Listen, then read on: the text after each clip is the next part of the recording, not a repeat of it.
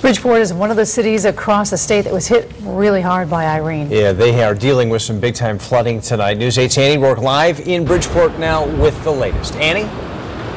Darren and Ann, Irene is not quite done with us just yet. The wind has definitely picked up here, but in Bridgeport, the real problem, I'll show you right behind me, is all of the flooding here. Now, this is Main Street in Bridgeport, and as we push in, you can see how much water is still on the street. There is also a great deal of debris. It is just stuff that's blown off trees. There's trash everywhere. It's a real mess, and then beyond that, still more water that goes all the way down to Seaside Park there. Now, we were trying to get through this area to get to the substations in Bridgeport. This entire area is impassable all the way around here. All of the blocks are just now standing water here.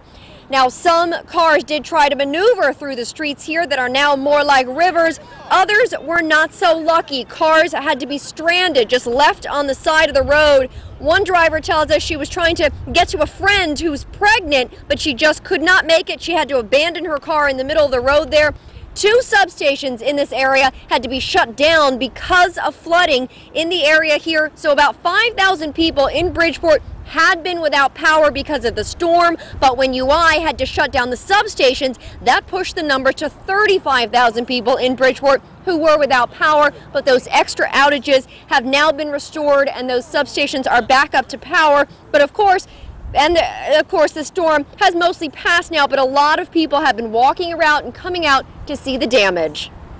Because we wanted to see how much damage it actually did. But I didn't think it did this much damage because where we live at, it's like just like a couple of branches or whatever.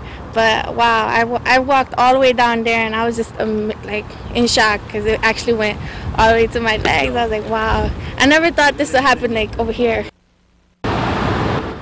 So it is still quite bad here. The flooding is still quite severe in Bridgeport. The mayor has now issued a citywide curfew for Bridgeport starting at 8 o'clock. That is to prevent looting and also to keep people safe once the sun goes down, because they do have so many power outages here and the streets are still so flooded here. Again, that curfew will be at 8 o'clock and go all the way until sunrise tomorrow. Live in Bridgeport, I'm Annie Rourke. Back to you.